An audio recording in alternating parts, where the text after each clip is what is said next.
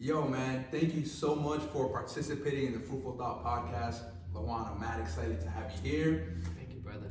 I'm just ready for this conversation, man. Man, me and you both, man. I've been looking forward to this conversation. I'm glad you thought about me, and it's a pleasure to be here, honestly. So, as like the viewers watch more of the video, they're gonna know exactly why I reached out to you.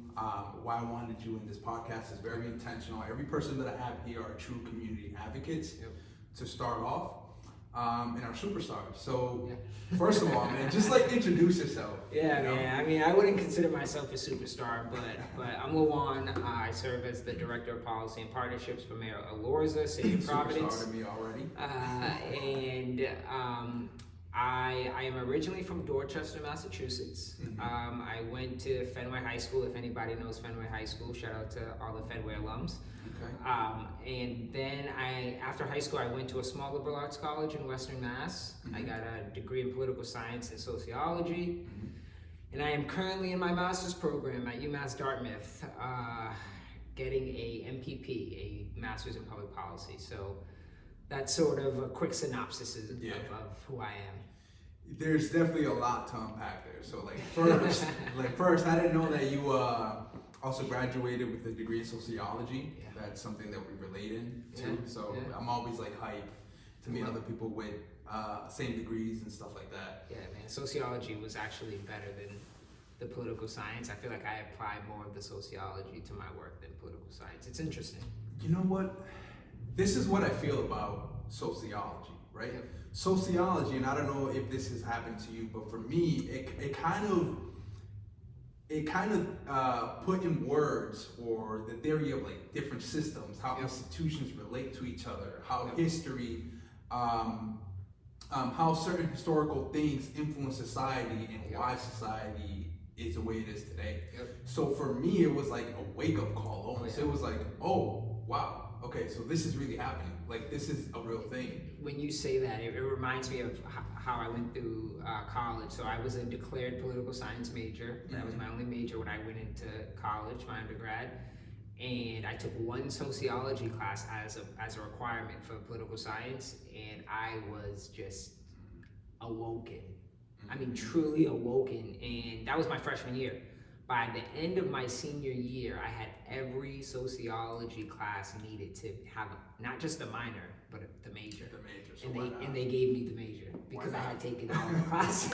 I was so interested in learning more that I honestly focused probably more on sociology than political science, and I went in being a political science major. So it really attests to the power of sociology, right? Like a lot of folks. And statistically speaking, the degree itself in the job market, there's not such a high value. Like, let's just being real. No, that's so true, man. I honestly, I feel like you learn so much about society, through sociology that you can really take that and apply it in so many different ways, across so many different levels, across so many different systems. But I think you're right. Like, that's not really that desire to have a sociology major. Like, I'm not sure where that sort of where those job opportunities are or how those relate. But man, everyone should at least take one sociology class if they have the opportunity, because it's like that general information that everybody needs. Exactly. You know what I mean? Exactly. And when you were like in school, did you ever think about that you would be a director of public policy? Or would be in that line of work? Like, how did that go from, because a political science, you could be an administrator, you could work in different areas, but how did that career path like transition into, your educational path transition into where you are today? That's a really good question. I was really active in college. I went to college as a political science major based on the idea that I got in high school, which is that at the end of the day, public policy is where change really happens. And so I went into college wanting to go into a program that would have the greatest impact, on the people of the community. And I thought, political science is the way to go. I think about it now. I was very, very brazen my senior year of college because, 2 months before graduation, I was applying to be the executive director of this and the director of that. I was very confident Ambitious. in my ability. And, you know, and I said, I'm going to send out 30 applications. And even if they all decline me, don't let me get that interview. I love the confidence, and Yeah. I really want to, expand on that a little bit. So let's come back to that in a second. Yes, Because I absolutely. want to understand that source of confidence. Okay, absolutely. My bad to interrupt. I just had to No, put that out I there. appreciate that. Yeah, no, I said, don't let me get that interview because, you know, that's really where I excel. You know, my resume might not be as strong as some other folks. My cover letter might not be strong as other folks. But if I can get in front of people that I can interview, that's where my skill set really comes out. And so I did that. I did not get any of those jobs. All good, man. But I ended up taking a job with a small statewide, actually, nonprofit organization in Massachusetts, the Massachusetts Senior Action Council, which is an interesting organization. They entice seniors to really rally at the State House and to be active around issues. So it's like an organizational type of Absolutely, org, right? it's a grassroots org. That really, it has members all throughout the state. I was in charge of their Bristol County chapter, so you know, Taunton, Fall River, Dartmouth, getting all of those folks to get up to Boston, you know, go advocate for themselves. That must have been interesting. Very interesting because they were willing to do it. I mean, people were 80, 90 getting arrested, literally had pictures of them being arrested because of their advocacy. So things like transportation, things like healthcare. So that was really interesting. And so back to your question about did I ever think I would be a director or, you know, be in a position like this? I think, you know, my goal was always to be a chief of staff. And so I saw myself being in a role like this, but not as early.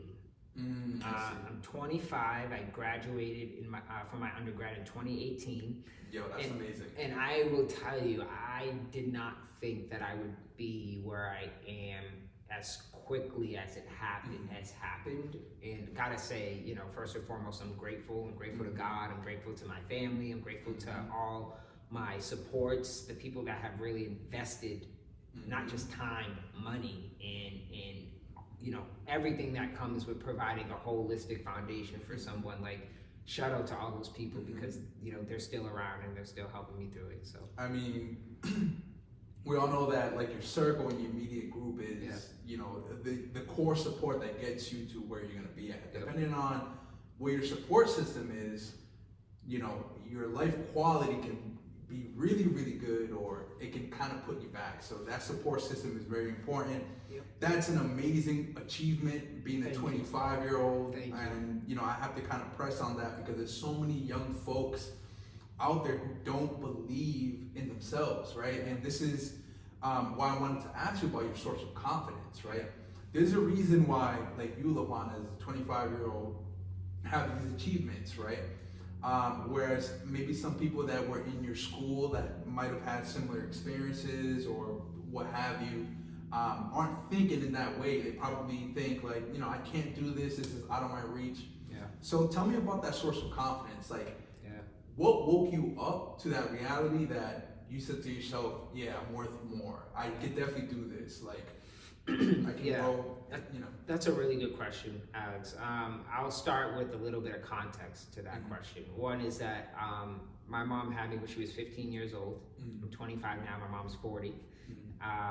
And we grew up just like any other person that grows up poor would grow up. I mean, there were many struggles. My mom didn't get her first car until I was 13 years old. You know, we used to have to walk everywhere. And so with all of that being said, the idea of college, the idea of being something better than ourselves never really came up as a part of our conversation, right? Like, we were really trying to figure out our day-to-day and how we were going to get food on the table, and literally that was what we were trying to do because my mom was so young. I mean, I was young. Things changed. The trajectory of my life changed when I won a scholarship from the Red Sox Foundation in the 5th grade. It changed everything about my entire life. and you know, it was a very, very competitive process. I was one of 25 students that was selected out of the entire Boston public school system, which is thousands of students. Okay, that when you put it in that context, it's a really difficult scholarship to get. It was $10,000 for college, which went in the first year, by the way, Red Sox Foundation. But the value of the program was much, much more than the money. I think I've had a little bit of an interesting experience with the Red Sox Foundation because I really try to utilize the relationships that I built through them. They are still a part of my life today. I call on them. I go to Fenway. So from 5th grade, now you're a college student, a director in the city, and you still have connections with this foundation. That's how impactful. They are literally, I would say, at least 50% responsible for the reason why I'm sitting with you today. Wow. And I mean, I literally mean that with like the most genuineness that I can. I mean, I got to do things that other people where I come from do not get to do. I've got to meet people. I've got to go to events and fly to different states and do all different types of things because of them. And while all of that was fun, they were there for me academically. They were there for me socially. They made sure that I stayed on track. And a lot of my confidence comes from having that foundation in my life. A lot of my confidence comes from them saying, LaJuan, you can do this. A lot of my confidence comes from being able to sit in a room with a millionaire and have a conversation. Again, something that people from our community does not get to do. Something I don't take for granted at all. But being able to walk into a room and talk to anyone that's in there, no matter what their background is, they put me out there. You know, I had to give a speech as a 12-year-old kid that still had a ponytail, and people probably can't tell from the video, but I'm relatively short. And so I had a milk crate that I had to use when I was giving the speech.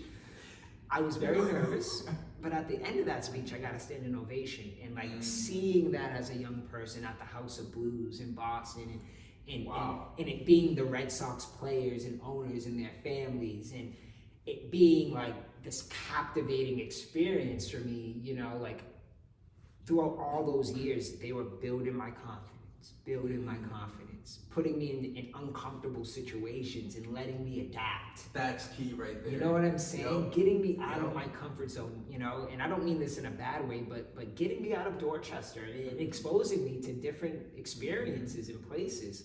By the time I got to college, man, I mean, I was ready to go. I was ready to go, man. I mean, I can go down a whole list of things that they have done for me, but they definitely are the reason why I felt the confidence to go to college, why, you know, affordability wasn't, I mean, I'm still in debt by a lot, but I didn't think about the money. I didn't care about the money. They are the reason why I have that thinking in that support system. And I like how you framed it at the end. They're the reason why I have this kind of thinking. Because at the end of the day, this podcast is a mindset podcast, right? It's talking about how to allow ourselves to aspire to be more, because we can do that, right? And sometimes it does take those additional support systems around you, just like vocally telling you, but we're here now telling the people, like, it's definitely doable. It's real. It is real. We are examples of that. So just go for it. You know what I mean? Just do it and like hustle, man. At the end of the day, there's something about the hustle culture. You don't want it to get too toxic, but you have to hustle and grind. Absolutely, and be willing to take risks, right? And don't be afraid to not know what's gonna be next. You know what I mean? I went to a college that was 3.5 hours away from where I lived, where I was my whole life. I went by myself. I was scared. I was nervous. I didn't think people were gonna like me. But a lot of that was like mitigated because, again, of the foundation. You know, like I was able to build that confidence, but I took a lot of risk. You know, like I took risk and I hoped for the best, and things worked out. And I think if I didn't take those risks, like I wouldn't be sitting here today with you, you know. So don't be afraid to take risk, you know, and to, I would say, to jump in the pool at 10 feet without knowing how to swim. But you know, you learn, you know, you learn as you go, and there's nothing more important than being able to say, okay, I've been able to analyze this situation. I'm gonna go for it. You know what I mean? I'm gonna go for it. And I think the two things that I picked up too, it's very important to be okay with the uncomfortable. Yep. It's the only thing you can be comfortable with is being uncomfortable. Like, if you're comfortable, that's almost like the subconscious way of telling you, like, yo, you're not moving. Yep. You're stagnant. Yep. You know what I mean? We like it here, we get that, but there's a challenge that you kind of need to meet. Exactly. You know what I mean? And exactly. like your life just sounds like you've done a lot, man. Like, you've been active, you've been hustling, you've been really proactive ever since you had that experience with the scholarship and that path. Like, you've been very proactive about your future. Yeah. You know what I mean? But between all of that, relationships, careers, opportunities, what is your mental well-being balance? Like, how do you balance all of that?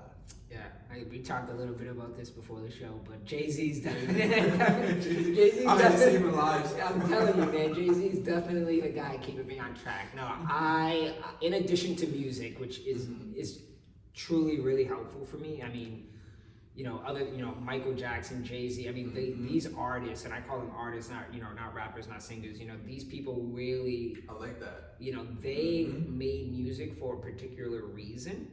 To connect with people, to help people see it through, and they have achieved their goal in doing that. People like MJ, people like Jay-Z, people like Nas, you know, like they really embody the experience that we have, and to be able to make it to where they are, like, I'm gonna listen to you. Like, I'm gonna listen to you, Jay, because you made it, and it's not even about the money, you know. But other than music, it's a challenge. It's an ongoing challenge. I mean, I can't sit and say that it's easy. Between school, between work, between, I volunteer, between, all of the work. I have a girlfriend, it's definitely a challenge, but I think it's about surrounding yourself with people who also want to see you do great and also understand what you're trying to do. Back to support. Exactly. I'm all about impact and what I can do to impact people in our community, and the work that I do allows me to do that. And I got to be able to be surrounded by people that either have that same mentality, or if you don't have that mentality, you're gonna allow me to have that mentality. You know what I mean? Yep. You're gonna be around, but you're not gonna hinder my ability based on your own way of life or way of thinking. What has really helped me with that, I gotta say, is that I didn't always hang out with people my age. Most of my friends are very much older than me. When I was in middle school, I was... That's actually the same case with me. Like, a lot of the people that I kind of have certain kind of conversations and bonds are people much older than me. Much older. And it's actually really interesting. Like, I still talk to my middle school humanities teacher, my middle school science teacher. I mean, these were the people that I was, had a relationship with when I was in school. These were the people that I would lean. I wasn't going to my friends asking them for advice on things. It was bad, right? Yeah. Because I didn't necessarily trust them to be able to guide me in the right decision. But they also weren't thinking or trying to do what I was trying to do. And so I had to say, all right, I need a role model that's perhaps older than me, that already understands, and I utilize that to the best of my ability. And now all my friends are older than me, and I have no friends my age, so except for you. And I'm actually older than you by a couple years. See, so Yo, but I relate in what you were just saying, just to go back to the support, because I feel like from your experience, I'm hearing the theme of support, right? Whether if it's mental wellness, if it's your life journey. I've always heard how important support is, and some folks that come from the areas that we come from, they don't really have that support, right? So can you just talk a little bit about how you found that support? How did you make that intentional as well, so that, whoever's watching, they can be like, this is what I need to do to. Yeah, I gotta say, man, like, it's really hard and it's really unfortunate that folks in our community don't have access to the resources that they should. I'm just gonna say that because we are now almost about to be in 2022, and we are talking about the same things that we were talking about in 1950, 1960, 1800. I mean, these are the same things. And so even on a very basic level in terms of support, right? Like, we should be able to have access to the same types of resources and opportunities that people in affluent communities have. And the fact that there is a just stark divide between those who live in affluent communities versus those who don't, I mean, we should be paying attention to that as a sociologist. I mean, a sociologist would say, something's not right here. 100%. Something's not right here. 100%. So, low key, why they might not really want it in the workplaces. I don't know. Exactly. You might see something that, you know. Yeah, exactly. And so, you know, my motivation always came from being able to acknowledge that, right? Like, I'll give back, you know, the Red Sox really helped me with that, but, you know, the importance of having that support system is incredible. And I think we're seeing what happens when folks don't have that support. You know, it's right before our eyes. We have young people all across this nation who are engaging in violent activity. And it seems to be getting crazier. It seems to be getting crazy. Or I think people are losing sight to the idea that these are children. These are children. Okay, like, the human brain doesn't fully develop until arguably well into your 30s. You know, like, we have to do better with acknowledging that these are children, and it's actually the adults that are getting it wrong. We cannot blame children who do not have access to food, who do not have access to housing, who do not have access to education, who do not have access to healthcare, and their parents have the same faith. We cannot expect them to be it's a cycle. Great members of society. It's just the cycle. Exactly. You know what I mean? You just painted the cycle. Exactly. And for someone to think that the outcome of a child in that situation is going to be great, I mean, doing the same thing over and over and over and over again and expecting a different outcome, we know the definition of that. It's insanity. Albert Einstein, was that Albert Einstein? I think it was Einstein. Is it? Yeah. You know, it's a great quote. Don't quote us on that. Don't quote us. It's a great quote. You know, we know what happens when we don't provide these basic things. So, to your question, it is incredibly important that young people in particular of all backgrounds have a stable foundation, a stable home, and that plays into so much in terms of their trajectory in life. You know what I mean? So we all need access to those resources. And I know that's probably a cliche, we need access to resources. It's really not. But I mean, seriously. You know, it's not a cliche because it literally is what's needed. You know what I mean? It's literally a fact. It's literally a truth. You know what I mean? It's kind of like cliche that we have to bring it up. You know, it's almost like, you know, a reminder. Hey, here you go. The situation's still the same. Just curious about, you know, what progress are we gonna make.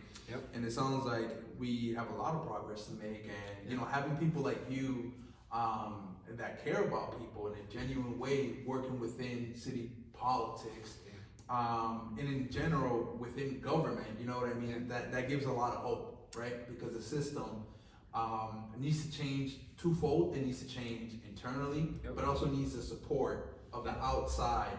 You know, people have to feel empowered. You know, young children that look like you and me just can't see people that look like ourselves as successful as rappers or as ball players. You know, there are black lawyers. You know, there are black investors. That, you know, there was a black Wall Street. You know, how many people know about these things? Not many. And so just that visibility aspect. I mean, this is all psychological, right? This is all the brain. Just physically seeing someone that looks like you as a lawyer has a tremendous impact on the way you think, on the way you think about yourself. I'll bring up one thing. There was a doll study conducted when we were trying to pass Brown v. Board of Education, and the late Thurgood Marshall, rest in peace, used Dr. Kenneth Clark in his doll study as a way to argue for the reason why we should have integrated schools. And what he said was that how the study went is that they placed toddlers in a room, toddlers, okay, elementary, second graders, in a room, and they had two dolls on the table, one black doll, one white doll. Oh, I know about. And they asked them a series of questions like, which one's the bad doll? Which one's the good doll? Which one's the ugly doll? And there's a video while they're asking these kids these questions, and you can just see the hesitation in particular with this one black child who, when asked which one's the ugly doll, hesitates so much to pick up that black doll, but does. And then they actually redid the study in 2003, I think, and the outcome was almost identical. The reason why I say that is because even our children, as young as first, second grade, already have it in their mind that they are less than their white counterparts. That is wrong. That's horrible. That is wrong. In sociology, right? Like, we learned that the term is symbolic hatred, where people of color, they do internalize, because of how society is set up, they do internalize this hate. And you know, it's a shame to say it, but sometimes when I was younger, I felt some sort of way about my skin, right? And I remember when I started to feel some sort of way about my skin. It was in middle school, and I wasn't aware that this was happening in elementary school. But yeah, those ideals were being, talked about, even in my family, right? Like in my family, Dominicans are a blend. They're a very diverse culture. You'll have light-skinned Dominicans with blue eyes and blonde hair. And then you have Dominicans that are my color. And then you have Dominicans that are really, really dark, right? So my family's a blend, and I remember like the lighter-skinned family not understanding the history. They would be like, oh, they would just say certain things, right? That would make me feel, or about my hair, it being curly and it being fro, I'm Cape Verdean, so I have, it's very, very similar. I will tell you, very similar. Yeah, so, when I went through my sociology courses, it helped me almost to forgive my family. Yeah. If it makes sense, because I understood, like, oh, y'all are just conditioned. Yep. I get it now. You know what I mean? It's still heartbreaking, but I understand. There's a reason why when you see black people on the TV, they're most likely getting arrested, or they're most likely in trouble, or they're most likely assaulted. Like, everything is for a reason, and it's all 100%. Psychological. You know what I mean? I'm a big fan of studies, because studies show us a lot. And there's this racial healer speaker, her name is Milagros Phillips, and she always talks about this particular study that I have to mention because it's so interesting.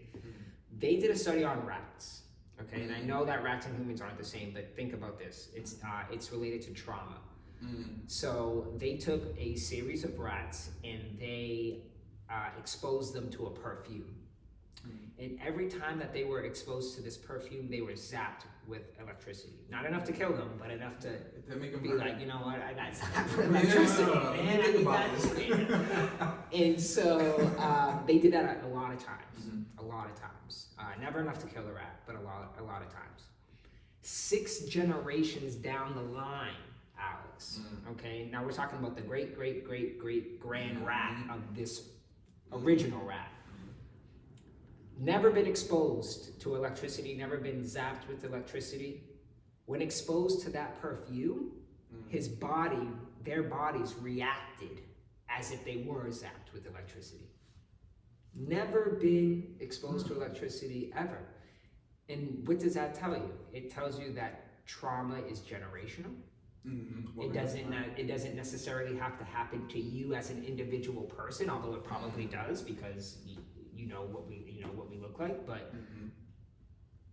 why is it that the black community is so traumatized, even of ourselves? Even of ourselves. We've gotten to the point where we are scared of ourselves. We are.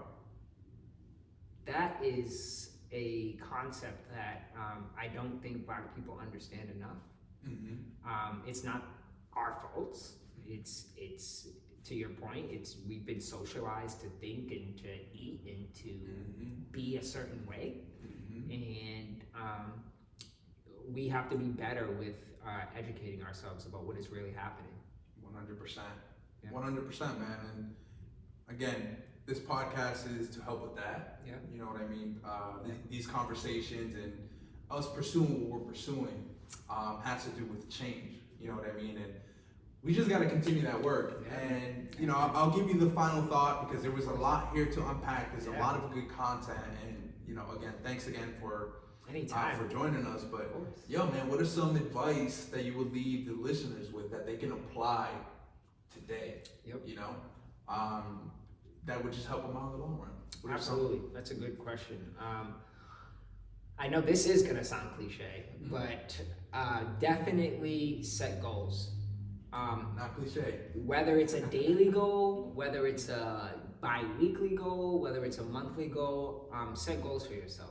Because I found that in my experience, when I have a goal, I actually try to accomplish it. And it's a mental thing, you know what I mean?